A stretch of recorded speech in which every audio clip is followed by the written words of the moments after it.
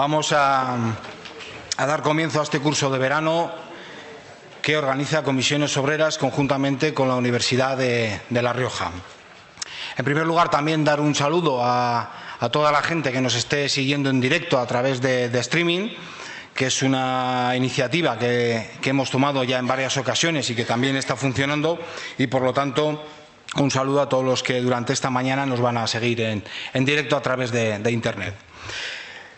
Comisiones Obreras de La Rioja nos planteamos hace poco más de un año un objetivo prioritario, que era recuperar el prestigio social y volver a tener peso en la sociedad riojana y capacidad de influencia. Y ello pasaba, entre otras cosas, pues, por establecer relaciones con la sociedad, con los agentes sociales, con los grupos que se organizan en los movimientos sociales y también, fundamentalmente, con la Universidad Riojana. Empezamos el año pasado con una jornada que realizamos en la universidad. Hace un par de meses colaboramos en los llamados Jueves de la Universidad y queremos poner hoy el broche, digamos, a este fin de curso con el primer curso de verano que se organiza dentro de la programación de la Universidad de La Rioja. El tema que queremos tratar durante este curso es trabajo, crisis y nueva pobreza. Hemos hablado durante estos últimos 8 años muchísimo de crisis y sus efectos. Y si algo tenemos claro es que en estos momentos somos más pobres y tenemos menos derechos de los que teníamos al inicio de la crisis. Y se está configurando en nuestra sociedad una nueva discriminación. La desigualdad crece de manera importante cada mes, como lo vemos en las estadísticas, y se está generando una nueva pobreza, en algunos casos, de la que no somos realmente conscientes. Hoy vamos a tratar algunos de esos temas, de si somos capaces de tener respuestas sindicales para esa nueva situación, si nuestro modo de organizarnos y de representar a los trabajadores tiene encaje, y también combatir de alguna manera el discurso dominante y que siempre somos nosotros los que tenemos que pagar. Ese discurso dominante que comenzó con aquella frase de que habíamos vivido por encima de nuestras posibilidades, hoy sigue calando en la sociedad y parece ser que somos los únicos que tenemos que soportar los recortes y los ajustes. La transferencia que ha habido de rentas, quiere decir, el poder del dinero de que se ha transferido de las rentas del trabajo a las rentas del capital, es brutal. Quienes eran ricos antes de la crisis lo son multiplicado por 10. Y el resto, que somos la mayoría, estamos en una situación cada vez más precaria.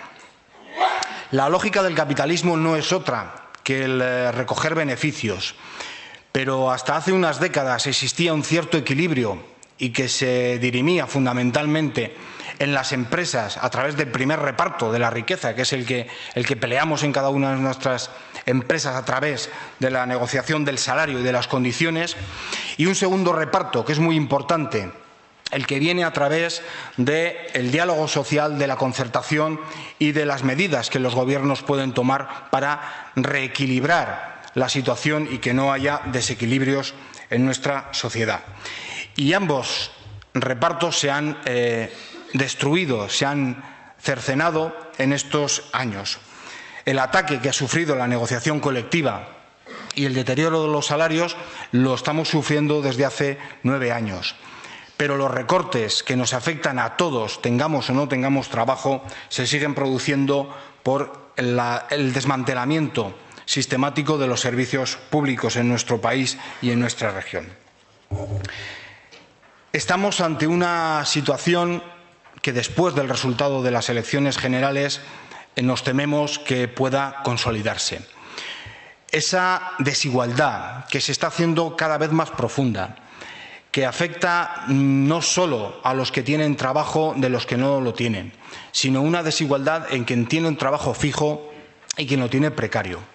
entre el que no tiene trabajo pero tiene prestaciones y el que ni siquiera tiene prestaciones. Es decir, esas desigualdades se están haciendo más profundas y amenazan con hacerse crónicas en nuestra sociedad.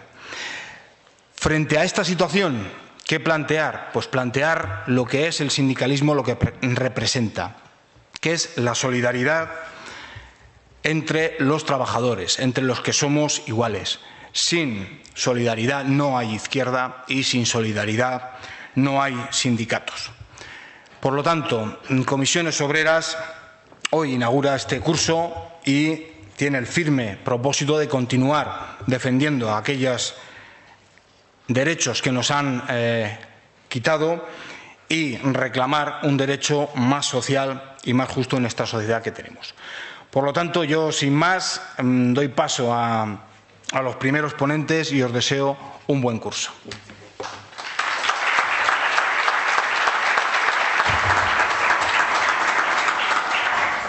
Trabajo, crisis y nueva pobreza. Nada menos que 3 elementos que seguramente cada uno por sí mismo daría para una jornada entera. Pero bueno, intentaremos ser lo más concretos posibles y que sea enriquecedor. Bien, el trabajo cada vez vemos que se convierte en una cosa ligada a un mercado independientemente de las personas. Y yo creo que tenemos que empezar a reivindicar de nuevo que el trabajo es un derecho, que el trabajador es un sujeto y no un objeto en la economía, y que hay que recuperar esa idea de que el trabajo era un elemento socializador de la persona. Es un elemento vital de la persona que necesitamos que vuelva otra vez a subir a la superficie, porque cada vez vemos que el trabajador es un número y una máquina de carne que no sirve más que para beneficiar a unas personas muy concretas en detrimento de otras muchas. Bien, la crisis. La crisis, lógicamente, los trabajadores no la generan. Estamos en un sistema en el que la economía financiera está muy por encima de la economía real y productiva. Otra idea que yo creo que tenemos que recuperar. Economía tiene como origen, la palabra economía es el llevar la casa común de todos, ¿no? Ver cómo podemos manejar esa casa común. Si lo desligamos de la persona y la economía trata a las personas como objetos, no tenemos futuro. Es la persona la que debe ser la medida de la economía. Por lo tanto, mientras estemos alejados de eso, y creo que ahora estamos muy alejados de eso, pues tenemos mucha tarea por hacer, ¿no? Y la nueva pobreza, pues parecía que aquellas personas que tenían un trabajo, sobre todo un trabajo decente, pues habían salido de la pobreza, ¿no? Y ya tenían pues asegurada, digamos, una estabilidad en su vida y en su economía. Bueno, estamos viendo que esto cada vez está más difícil y que ser trabajador no es automáticamente salir de la pobreza, sino que hay trabajadores pobres. Hay que reivindicar también, y he dicho muchas veces la palabra reivindicar, pero creo que es muy importante, hay que reivindicar que el trabajo sea suficiente para que la persona pueda desarrollarse económica y socialmente. Y luego otro apunte último, y ya paso a presentar a los ponentes que son los realmente importantes. Somos una organización sindical. Yo creo que tenemos una tarea por delante apasionante en los próximos años, porque aunque algunos quieran acabar con nosotros, yo creo que somos necesarios, ¿no? Entonces, para los retos que tenemos en el futuro es necesario estar bien formados. Y entonces, en este marco de estar bien formados para ser útiles y eficaces en nuestro trabajo, es por lo que necesitamos personas que nos iluminen, en este caso dos ponentes que vais a disfrutar de ellos ahora mismo. Y yo creo que esto tiene que ser un comienzo. Tenemos que profundizar mucho más en estar bien formados para hacer bien nuestro trabajo. Y yo ya no voy a decir nada más, simplemente voy a presentar a los dos ponentes que son los que realmente tienen importancia. Joaquín Pérez Rey.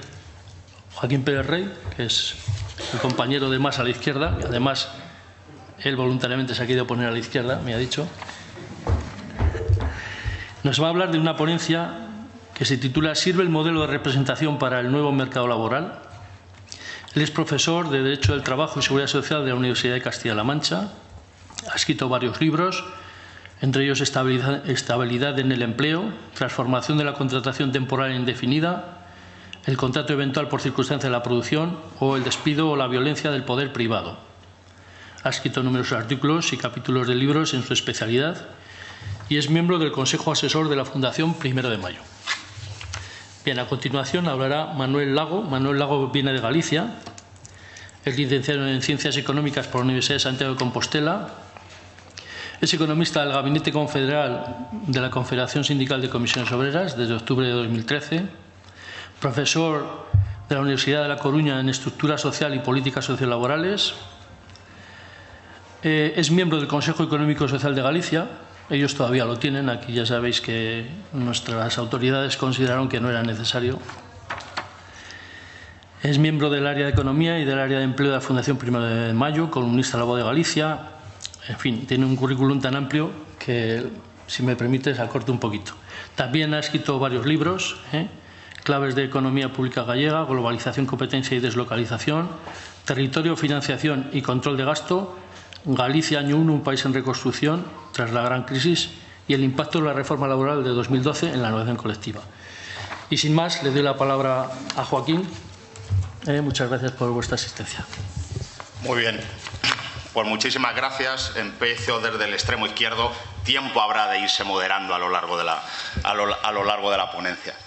Bueno, quería en primer lugar agradecer a Comisiones Obreras la invitación a participar en este curso de verano tan interesante y yo creo donde se pueden discutir cosas que seguramente no son frecuentes. Yo creo que hay muchas razones para agradecer la participación del sindicato. Voy a alejar esto un poco, ¿no? Porque veo que se acopla. Bueno, yo meto muchas voces, entonces los micrófonos ya inmediatamente entran, se aterrorizan de lo que les espera, ¿no?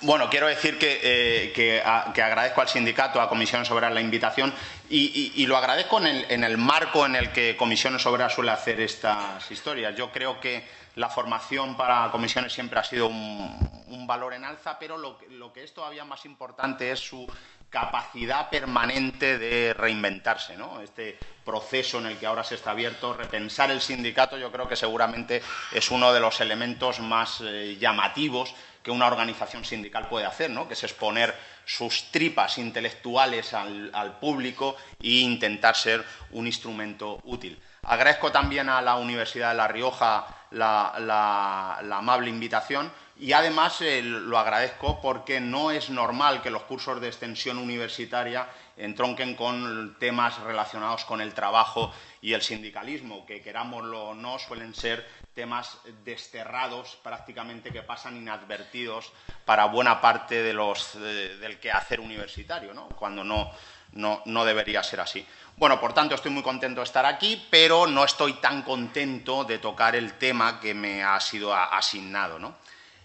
No estoy tan contento porque repensar el modelo de representación en el nuevo mercado de trabajo pues es un elemento bastante difícil, ¿no? Es decir, cómo están representados los trabajadores y si este sistema de representación básicamente de creación legal sirve para un mercado de trabajo azotado por la segmentación, la precariedad, la figura del empresario complejo, las fórmulas de huida de la relación laboral, la presencia de autónomos dependientes. Es decir, si el modelo sindical creado básicamente en los años 80 sobre unas bases que ahora veremos sirve en la primera década, para las primeras décadas del siglo XXI, pues es un elemento difícil y sobre todo es mucho más difícil repensarlo en términos de adaptarlo a este nuevo mercado. Bueno, yo creo que para que de alguna manera yo me haga entender y quede claro lo que quiero decir, voy a estructurar mi ponencia.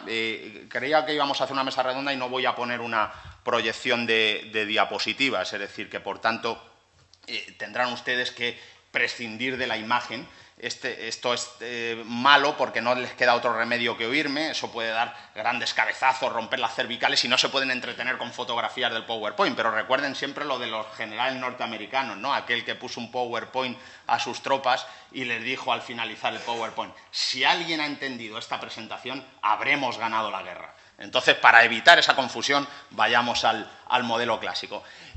Fíjense, vamos a ver, la única manera posible, pero no exclusiva, la única manera de contrarrestar adecuadamente la dominación que se produce en el marco del contrato de trabajo, la explotación que se produce en una relación entre dos personas que es una relación desigual y, por tanto, donde no hay posibilidad alguna de negociación en términos equilibrados, la única manera de compensar esa desigualdad originaria de las relaciones de trabajo es en realidad a través de lo que podemos llamar la faceta colectiva de las relaciones laborales. Solo el sujeto colectivo puede representar a los trabajadores y equilibrar en el plano colectivo lo que es imposible equilibrar en el plano del contrato de trabajo. Nadie negocia en la esfera individual, se negocia en la esfera colectiva y solo se puede negociar en esa esfera colectiva si hay un sujeto que represente adecuadamente a los trabajadores aislados en los escenarios de producción.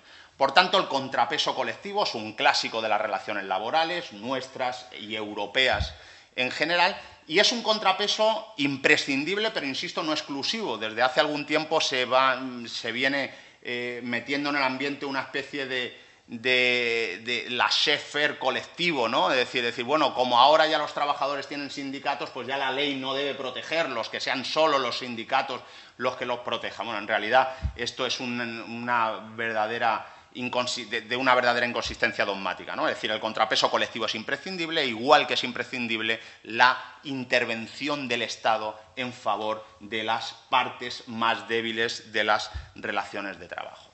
Sobre esa base, el modelo constitucional español diseñó, en finales de los años 70, como ustedes saben de sobra y por tanto no necesito alargarme mucho sobre este particular, diseñó todo un escenario de relaciones colectivas, poniendo al sindicato en el ámbito más intenso de la Constitución, en el propio título preliminar, ¿no? Yo siempre se lo digo muchas veces a mis alumnos, pero es necesario tener en cuenta que junto al ejército o los partidos políticos, la Constitución reconoce a los sindicatos de trabajadores para la defensa de los intereses económicos y sociales, ni más ni menos. Por tanto, la Constitución española nunca creó un sindicalismo de corte reformista o puramente profesional, sino que permitió la creación del sindicato sociopolítico. Comisiones Obreras ha respondido siempre a esa idea de representación de los trabajadores como clase social y no tanto solo representación en los espacios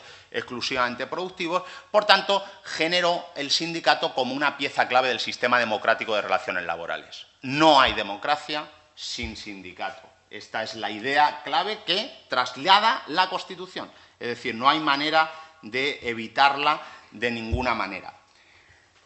Y lo hizo no solo reconociendo a este sujeto, sino dotándole de toda una serie de facultades, de toda una serie de garantías, que se expresan además por lo que los juristas llamamos derechos fundamentales, es decir, por tanto, derechos dotados de la máxima protección, la libertad sindical, el derecho de huelga, los mecanismos de negociación colectiva.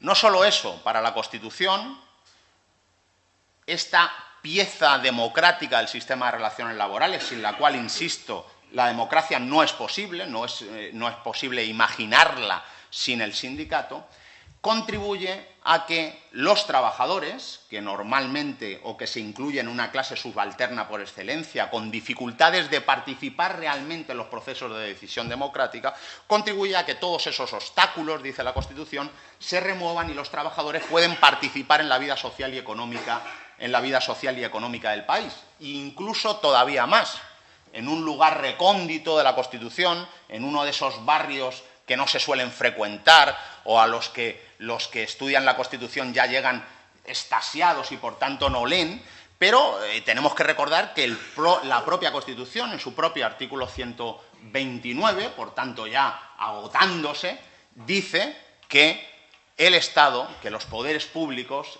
deben participar, necesariamente deben garantizar la participación de los trabajadores en la empresa.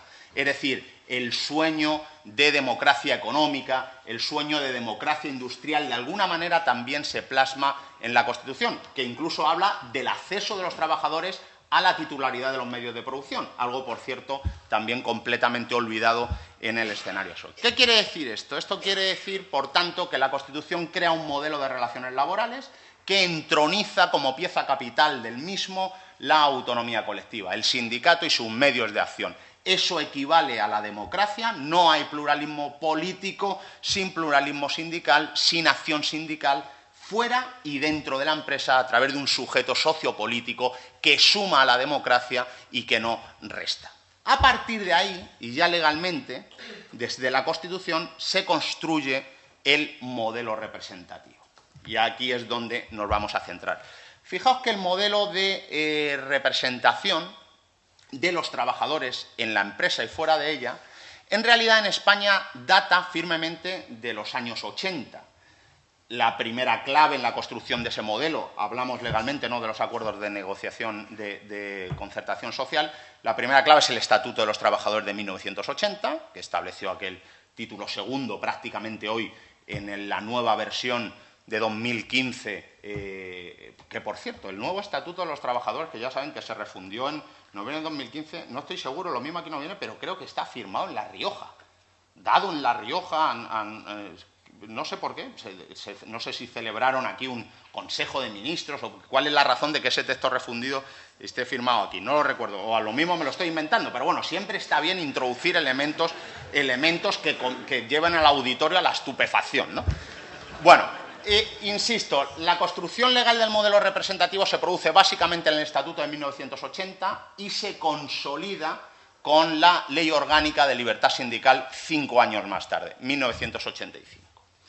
A partir de ahí, curiosamente, en una disciplina como la disciplina laboral sometida a la turmis de la reforma permanente, es decir, a la imposibilidad de saber incluso qué normas están vigentes porque cada décima de segundo alguna norma cambia, pues sin embargo el modelo representativo ha quedado relativamente inmutable, no se ha tocado, no ha estado sometido a un torbellino reformador como el resto de instituciones laborales, sino que tiene una permanencia clásica. Podemos decir que incluso es un clásico de nuestras relaciones laborales. Fíjense que en realidad se ha tocado en dos aspectos, pero no centrales. El primero, lo recordarán, es en 1994, cuando básicamente lo que se intenta hacer es desconcentrar los procesos de elecciones sindicales para evitar el enfrentamiento entre comisiones obreras y UGT, evitar que todos los delegados y miembros de comité de empresa se eligieran en un espacio de tiempo muy corto y eso genera un proceso electoral costosísimo y de grave enfrentamiento intrasindical. Y luego la otra reforma, que es una reforma bastante curiosa, en realidad se produce en las secuencias 2010-2012. No es una reforma que realmente tenga que ver con el sistema de representación, pero tampoco puede mantenerse de manera aislada. Son las famosas comisiones ad hoc del artículo 41 del Estatuto, es decir, esta visión del legislador de encargar a comisiones directamente formadas por trabajadores la capacidad de pronunciarse en mecanismos de flexibilidad interna que constituyen, dicho sea de paso, un verdadero drama para la integridad de los convenios colectivos y para los espacios democráticos de relaciones laborales. Luego me ocuparé de eso. Bueno, ¿qué hace ese modelo representativo de los años 80? Yo creo que aquí tenemos que jugar con 4 variables. La representación de los trabajadores en el modelo español de relaciones laborales se basa en la afiliación. Los trabajadores pertenecen al sindicato a través de una decisión voluntaria, a través de la militancia, lo que buena parte de vosotros hacéis, pagando religiosamente la cuota y participando en las acciones sindicales que sean convenientes, una representación de tipo privado, voluntaria, pero esa representación no es suficiente, sino que además el sistema español establece sistemas de representación en la empresa.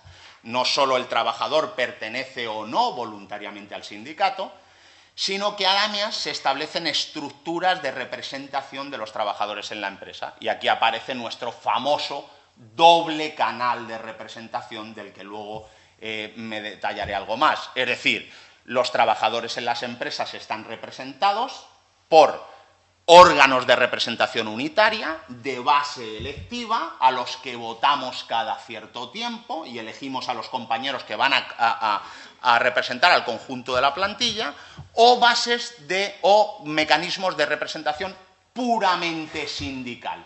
El sindicato dentro de la empresa, las secciones sindicales y, en su caso, los delegados sindicales como representantes de las mismas, ¿de acuerdo? Por tanto, una doble fórmula de representación que convive a la vez, y esto cabe decirlo claramente, es decir, la representación unitaria no excluye la sindical, ni la sindical excluye la unitaria, sino que en términos normales esta doble representación se produce a la vez. Y los trabajadores pueden funcionar por la vía unitaria, pueden funcionar por la vía sindical. La vía unitaria es, a su vez, una vía, también lo sabéis perfectamente, completamente sindicalizada en la mayoría de las ocasiones. Es decir, los trabajadores que forman parte de los comités o son delegados de personal, lo son porque han integrado candidaturas de origen sindical. Y estas candidaturas de origen sindical se explican por el último de los factores: afiliación, representación en la empresa y representatividad. Es decir, en España medimos qué sindicatos merecen un especial tratamiento reforzado a través de esas elecciones. Vamos a computar los números de representantes que cada sindicato obtiene y, a partir de ahí, a algunos, los que son especialmente votados por los trabajadores, los vamos a considerar sindicatos más representativos, otorgándoles derechos adicionales a los que se derivan de la libertad sindical. Y esta es la clave del modelo. Entre esos derechos adicionales, les recuerdo, hay uno especialmente significativo: la capacidad de negociar convenios colectivos con eficacia general. Es decir, convenios colectivos que se van a aplicar a todos, trabajadores y empresarios del ámbito productivo, pertenezcan o no a los sindicatos o a las asociaciones patronales que han suscrito el convenio. Este es nuestro modelo, un modelo muy potente, basado, digamos, en la atenuación de la pluralidad sindical, que consigue establecer grandes centrales sindicales y que estas centrales sindicales, apoyadas en los resultados de las elecciones, generan la capacidad de dictar, vamos a quitarnos un poco la careta técnica, pero básicamente leyes profesionales. Porque en España el convenio estatutario no se lo salta nadie, salvo la propia ley, como luego veremos. Pero ese es un documento de un enorme valor, que uno llega a cualquier juzgado de España y dice: oiga, según el convenio me tienen que pagar 1.000, me están pagando 900, y el juez no duda un instante en condenar a la empresa a que acate el convenio colectivo, que se comporta, por tanto, como una ley. Una ley para todos, no solo para los afiliados, no solo para las empresas que pertenecen a la patronal, sino también para los que no están afiliados, por pasotismo, porque denostan el sindicato, o incluso, aunque estén afiliados, a fuerzas sindicales distintas a las que han suscrito el acuerdo. Estos factores, afiliación, representación y representatividad y negociación colectiva de eficacia general, están todos, como podéis ver, estrechamente relacionados. Son completamente interdependientes. Hasta tal punto que repensar este modelo de representación nuestro no se puede hacer, insisto, de manera aislada. Yo no puedo tocar la representatividad sin saber qué repercusiones voy a tener en la negociación colectiva, ni puedo alterar el sistema de representación en la empresa sin tener en cuenta que ese sistema no solo sirve para tener delegados y miembros de comité, sino que también sirve para medir la presencia de las organizaciones sindicales en España. Estos factores, insisto, están absolutamente relacionados, y alterar factores aislados, como algunas veces se hace, es imposible porque desequilibraría por completo el modelo. Por tanto, cualquier reflexión sobre este modelo tiene que ser aunque sea para adaptarlo al nuevo mercado de trabajo, una reflexión que tiene que tener en cuenta que todos estos factores son interdependientes. ¿Qué resultados ha dado un modelo de cierta solera? Que ya no se puede decir que sea coyuntural. Es decir, un modelo que está presente y prácticamente sin que nadie le haya tocado una coma desde los años 80, quiere decir que es un modelo absolutamente asentado en el sistema de relaciones laborales español. Bueno, ha creado grandes beneficios. Tiene un montón de virtudes a sus espaldas. Primera, ha conjurado los peligros de la atomización sindical. Ha conseguido un modelo de sindicato básicamente estructurado en torno a dos grandes centrales sindicales en el ámbito estatal y algunas otras en el ámbito autonómico, pero ha procurado cierta concentración de la representación de los trabajadores. No hay nada más lesivo para el interés de los trabajadores que una excesiva atomización sindical que deja prácticamente inservibles las reivindicaciones. Ha favorecido en cierta medida la unidad de acción, comisiones obreras UGT, garantizando que no haya excesivas tendencias. Ha consolidado al sindicato, otorgándole legitimidad en su actuación a pesar del nivel de afiliación. Esto quiero que quede muy claro que es una de las grandes virtudes de nuestro modelo. Con un índice de afiliación relativamente modesto, el sindicato adquiere, sin embargo, una gran fuente de legitimación a través del sistema de elecciones sindicales, porque no representa solo en el plano de tener el carné del sindicato, sino que te representa en el escenario del centro productivo al que buena parte de los trabajadores votan. Por tanto, la legitimidad a través de la audiencia electoral es una legitimidad muy clara del sindicato, muy similar, por cierto, a la que se produce en el marco de los partidos políticos, porque cuando hay alguna de las deslegitimaciones clásicas de la figura del sindicato, no tienen afiliados, apenas son organizaciones muy pequeñas desde el punto de vista asociativo, bueno, pues en realidad se puede hacer un claro paralelismo con el sistema de representación política. Los partidos políticos tienen poca afiliación, menos que la sindical, y además, pero su legitimidad no deriva de la relación afiliativa, sino que deriva del peso de las urnas. Algo similar ocurre con el sindicato. Claramente, este modelo de representación ha garantizado una gran paz social, con ciertos estallidos y al menos hasta la última de la crisis, y cierta estabilidad, y ha generado un sistema de negociación colectiva muy fuerte y también, hasta la irrupción de las últimas y claras contrarreformas de la negociación colectiva, un sistema con una tasa de cobertura bastante importante. Es decir, un mecanismo, por tanto, de solidaridad clara, la regulación de las condiciones de trabajo en los sectores de producción y afectando a buena parte de los trabajadores, pertenezcan o no al sindicato. Ahora bien, estas son las virtudes. ¿Cuáles son las debilidades del sistema? ¿O cuáles son algunos de los elementos que se pueden criticar de este modelo de representación tan asentado desde los años 80? Fijaos, el primero es su desconexión, seguramente con alguna de las características del mercado de trabajo actual. Pero, sin embargo, yo creo, o estoy prácticamente convencido, que estas debilidades son debilidades que básicamente se mantienen desde el origen de la creación del sistema de representación. Es decir, que ya en los años 80 eran dudosas que el modelo de representación respondiera a la realidad productiva de las empresas. Pero está claro que, de un tiempo a esta parte, estas debilidades se han agudizado. Se han agudizado porque estamos en presencia de un mercado de trabajo claramente segmentado. Temporales e indefinidos, tiempos completos y tiempos parciales, contrato de trabajo junto con figuras espurias prácticamente iguales que la relación laboral, pero sin embargo mantenidas algunas veces artificialmente extramuros de ellas, becarios, trades, falsos autónomos, freelance, es decir, toda una apertura hacia el trabajo autónomo, muchas veces falso, pero que no encuentra cómodo al sistema de representación.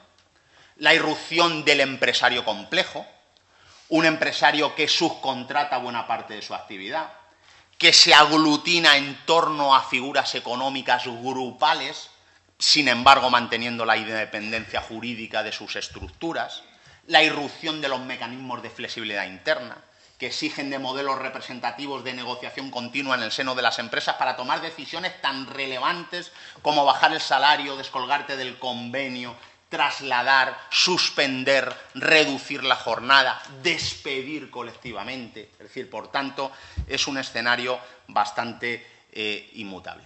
¿Cuáles son en este cambio de escenario las debilidades que el sistema sigue arrastrando? Primera debilidad, clásica, siempre afirmada. El modelo de representación de los trabajadores en España desincentiva la afiliación. Nuestro modelo no crea estímulos para que un trabajador se sienta con la necesidad de pertenecer al sindicato si no comparte desde el punto de vista militante los objetivos del mismo. ¿Por qué tiene falta de estímulos? Porque sea cual sea su decisión sobre la pertenencia o no a la organización, los resultados de la actividad colectiva se le aplican. Básicamente, esto es siempre un guiño al convenio colectivo de eficacia general. Oiga, haga lo que haga, pertenezca o no pertenezca, contribuya o no contribuya, pague la cuota o no la pague, el convenio, la ley de la profesión, la ley que me dice cuándo me como el bocadillo, qué salario voy a recibir, cuándo entro, cuándo salgo, qué beneficios sociales tengo. Es decir, seguramente el elemento más importante de las condiciones de trabajo de un sujeto en un escenario productivo no depende de su relación con el sindicato. Se le aplica aunque no esté incorporado al sindicato y, por tanto, se dice tradicionalmente esto desincentiva la afiliación. A diferencia de lo que ocurre en otros países de Europa, donde el convenio colectivo es un convenio colectivo que tiene que aplicarse en función de si perteneces o no al sindicato, pues aquí en realidad no es necesario hacer esto, porque aunque no estés, eso se te va a aplicar. Genera incluso, se dice, opciones sindicales claramente transgresoras, pero con propuestas irrealizables. Se te puede sentar uno al lado de la corriente crítica sindical y ponerte a parir y afirmar que te has vendido de mala manera con la firma del convenio, pero sabe que el convenio colectivo se aplicará también a sus afiliados y que, por tanto, no está jugando realmente con ser coherente con ese resultado. Se dice, por tanto, que el modelo de representación española genera un sindicato no de afiliados, sino de electores. Este es el gran reproche. Los sindicatos veréis a los trabajadores no como afiliados, no como sujetos que haya que atraer a la organización, sino como sujetos que deberían depositar la papeleta a favor de tu candidatura. Y se dice, si revisáramos algunas de estas piezas del modelo, caminaríamos a favor de un incentivo a la afiliación. Debo decir que yo no tengo nada claro esto, nada claro en absoluto. No creo que haya una correlación tan evidente entre el modelo de representatividad y el modelo de negociación colectiva y el nivel de afiliación. No creo que sea tan claro. De hecho, es bastante claro. Hay un informe hace reciente de la Fundación 1 de Mayo, creo que ha salido hace un par de días, sobre un análisis de la afiliación a comisiones obreras, que os recomiendo que leáis, y ahí queda claro que algunos de los factores que incentivan la afiliación, en realidad, son la presencia en las estructuras de representación en la empresa, que haya convenio, que haya representantes en las empresas. Y dejémoslo claro, uno de los elementos imprescindibles para generar afiliación no está tanto en el modelo de representación, sino en el modelo de condiciones de trabajo. El trabajador precario, segmentado, excluido del centro de trabajo, no representado por el comité, no se afilia. Pero no se afilia no porque diga, no, es que el convenio se me va a aplicar igual. No se afilia porque tiene miedo, porque tiene terror, o incluso porque duda que el sindicato se haga cargo de su especial penosidad en el centro de trabajo. Seguramente la reversión de la reforma laboral haría más por incentivar la afiliación que cambiar el modelo de representación. Pero bueno, ese es un reproche clásico. Segundo gran reproche, este bastante más importante y muy decisivo. El modelo de representación en España tiene auténticas fallas subjetivas. Deja a un número importantísimo de trabajadores o extrabajadores fuera del modelo. En primer lugar, impide que los desempleados, que son legión, se pronuncien sobre el modelo sindical. No participan, por definición, en las elecciones sindicales. No están en los escenarios productivos, no tienen a quién votar. Por tanto, un mecanismo que ahonda en la exclusión de los desempleados del sistema de representación, de sentirse representado por opciones de representación del trabajo. Desempleados, jubilados, incapacitados, lo cual genera algunas dinámicas clásicas de la afiliación sindical. Por ejemplo, alcanzar la jubilación y dejar de pertenecer al sindicato, como algo que ya no es necesario, ¿de acuerdo? Pero el principal elemento de fallo subjetivo del sistema no está ni siquiera aquí.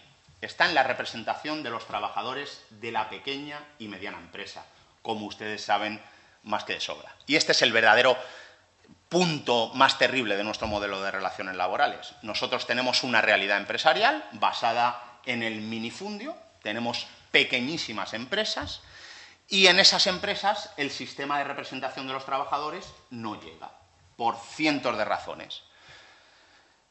Cojo también unos datos de la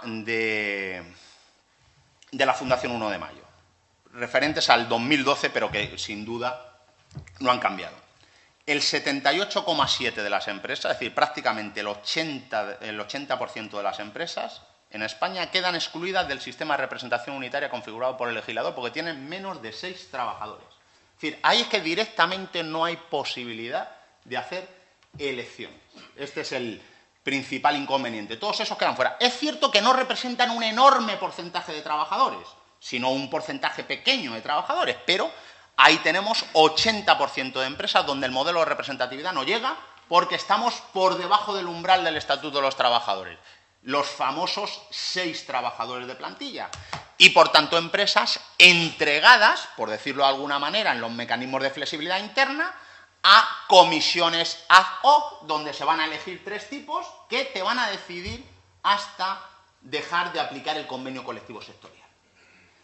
Fijaos que las famosas comisiones ad hoc que también conocéis, yo siempre tengo una clave. Cuando una ley se siente en la necesidad de decir serán elegidos democráticamente, cuando usa ese adverbio ya es para ponerte a temblar, porque se entiende que cualquier elección en un sistema maduro es democrático, ¿no? Pero cuando alguien tiene la necesidad de recargar que es democrático, quiere decir que obviamente esas comisiones son dirigidas por el empresario destinadas a perjudicar las relaciones laborales.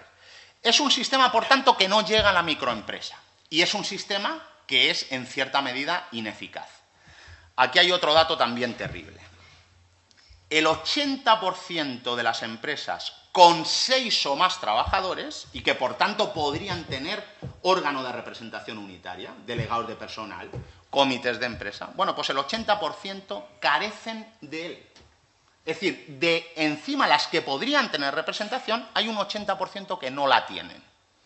Que no la tienen por presiones empresariales, porque el sindicato no alcanza, porque los trabajadores están atemorizados y no quieren iniciar el proceso, por lo que sea.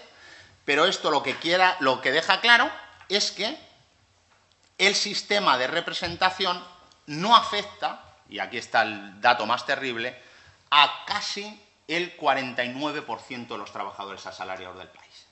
Es decir, que por tanto es un sistema de representación que se deja a mucha gente fuera, sin posibilidades reales de ser representado en la empresa y por tanto sin contacto alguno con estructuras sindicales en los centros de trabajo. Este es el principal drama. Que se sigue de otras debilidades. Falta de protagonismo directo del sindicato en la empresa. Este es otro grave problema. El sindicato está acostumbrado a funcionar a partir del comité o de los delegados de personal, de manera que su presencia no es visible.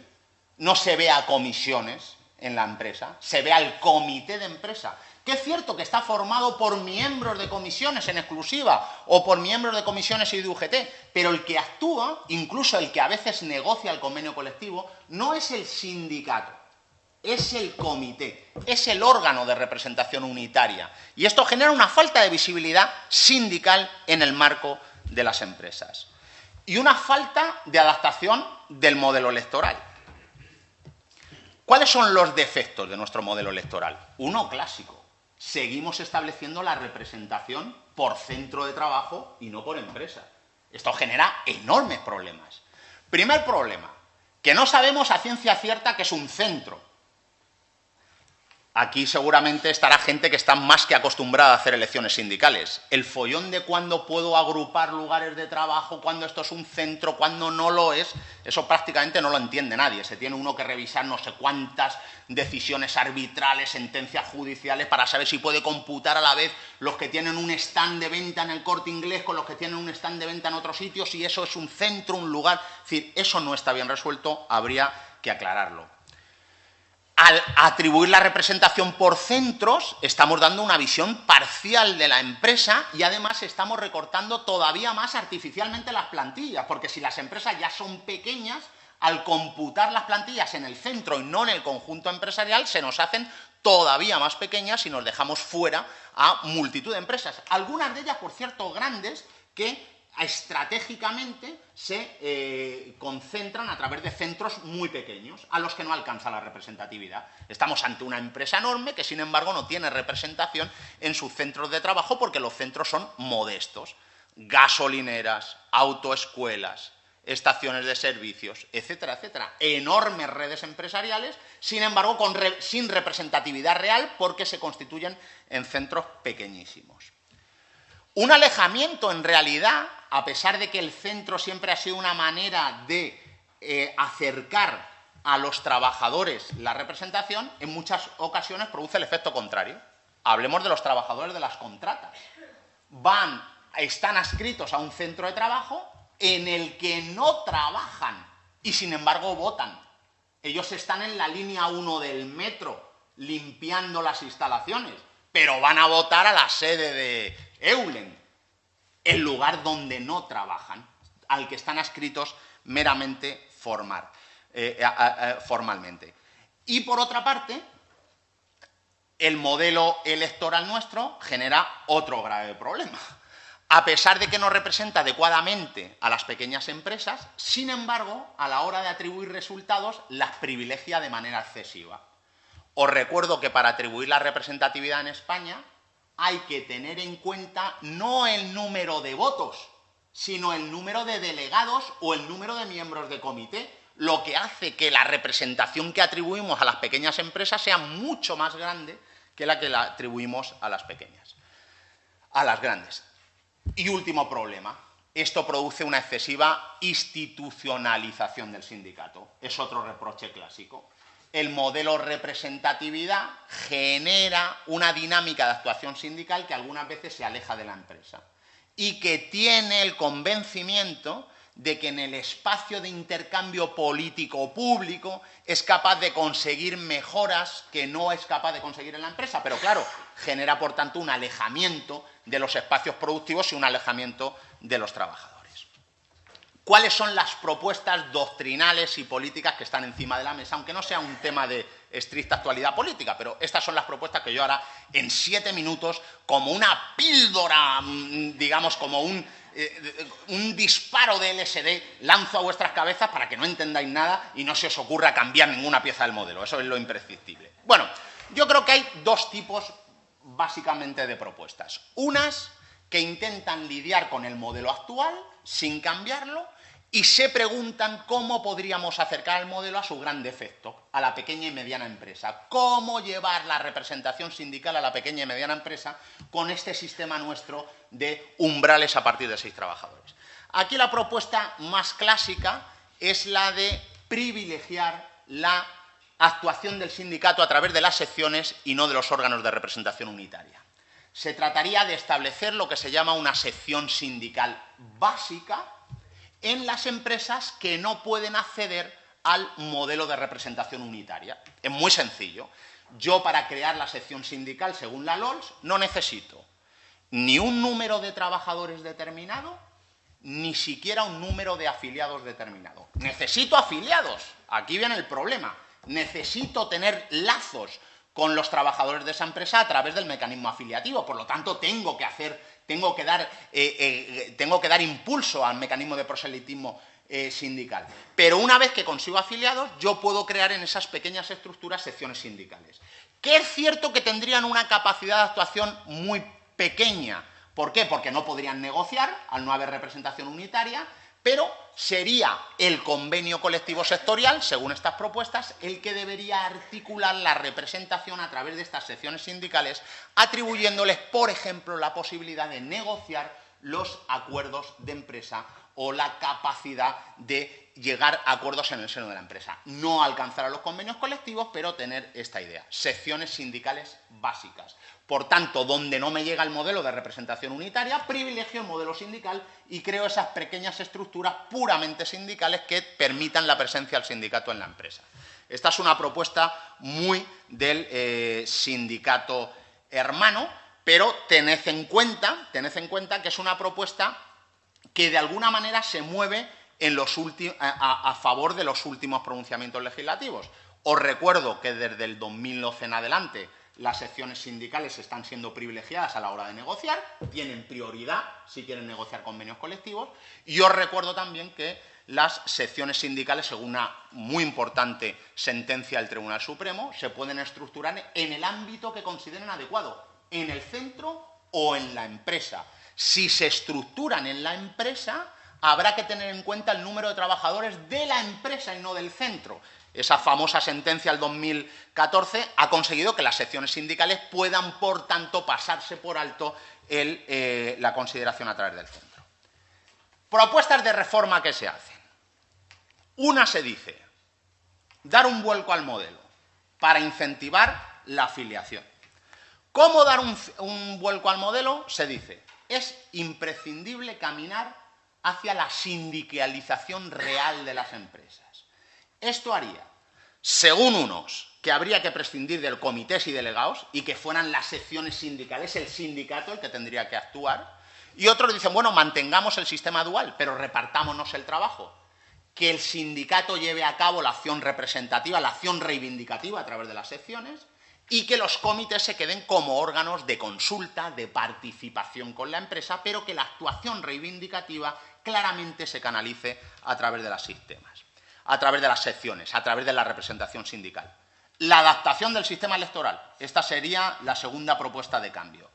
Concediendo mayor protagonismo a la negociación colectiva. Este es un problema, sabéis, grande, porque en términos generales la jurisprudencia dice que como el sistema electoral no solo sirve para elegir a los miembros del comité o a los delegados de personal, sino que también sirve para medir la representatividad, la negociación colectiva no puede decir ni pío ahí, porque eso es una cosa de dimensión pública.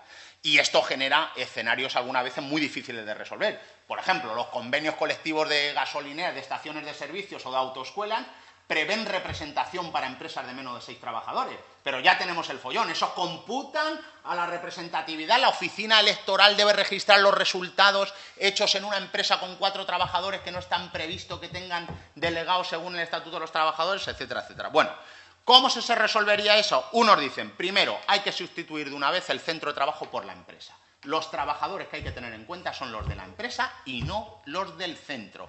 Y la representación se tiene que estructurar en la empresa y no en cada uno de los centros. Que luego la negociación colectiva quiere a partir de la empresa establecer representaciones en los centros, que lo haga. Pero la ley debería ser en virtud de centro. Se deberían computar los votos y no los representantes para no privilegiar representativamente a la pequeña empresa. Y fijaos, ahí hay incluso otra propuesta que a mí no someto al debate, pero hay gente incluso que dice que es necesario visibilizar los procesos de elecciones sindicales. Y esto en realidad no sé cómo afrontarlo. Fijaos, hace poco, en una revista que edita Comisiones Obreras de Aragón, yo escribí un artículo sobre democracia en la empresa y cuando me enviaron la maquetación del artículo, me llamó mucho la atención las fotos que habían utilizado para ilustrarlo. Algunas de las fotos eran informaciones periodísticas de los años 80, mediados de los años 80, donde los periódicos informaban sobre el resultado de las elecciones sindicales y hablaban tal. Hoy, en realidad, eso es prácticamente invisible. El proceso de elecciones sindicales en España no lo conoce nadie, no accede a la prensa, no se conoce. Es cierto que esto se hizo a propósito para evitar la concentración de las elecciones sindicales, pero también es cierto que tiene una proyección mediática escasísima que quizá convendría reforzar a través de tal. Y luego, crear un modelo mixto de representatividad. Se dice por algunos autores que sería bueno seguir no solo los resultados electorales, sino tener en cuenta el nivel de afiliación para otorgar la representatividad. Yo esto tampoco lo tengo excesivamente claro. Es más, los modelos de derecho comparado caminan en dirección contraria.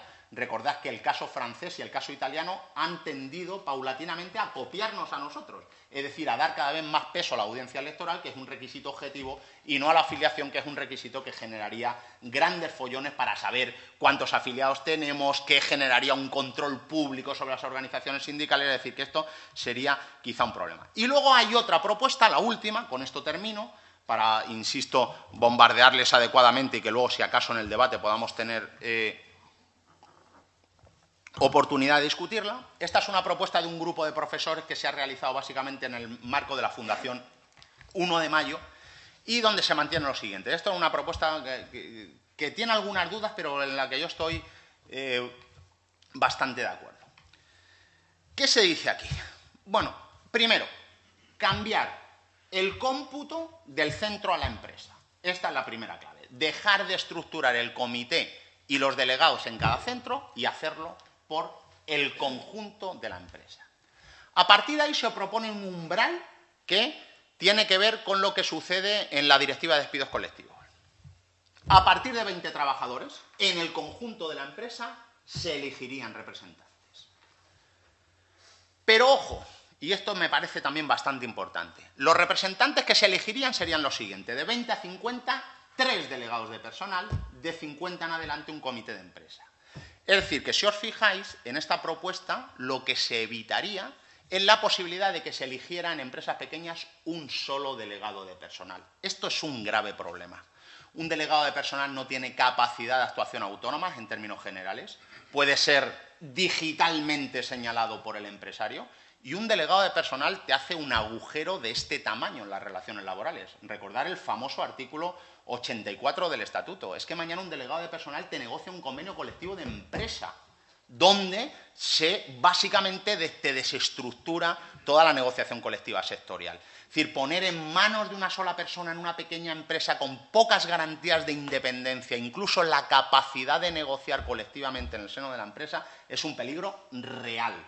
Que es un peligro todavía mayor de las comisiones ad hoc, que es lo que queréis que vea, porque las comisiones ad hoc no pueden negociar convenios colectivos empresariales, pueden llegar a acuerdos de descuelgue, pero no te pueden negociar un convenio colectivo que te desbarata para siempre la unidad de negociación. Por lo tanto, a partir de 20, en el cómputo de la empresa se elegirían representantes y estos representantes nunca podrían consistir en un solo delegado personal, sino que habría que ir a una escala entre 3 o directamente comité de empresa para empresas de más de 50.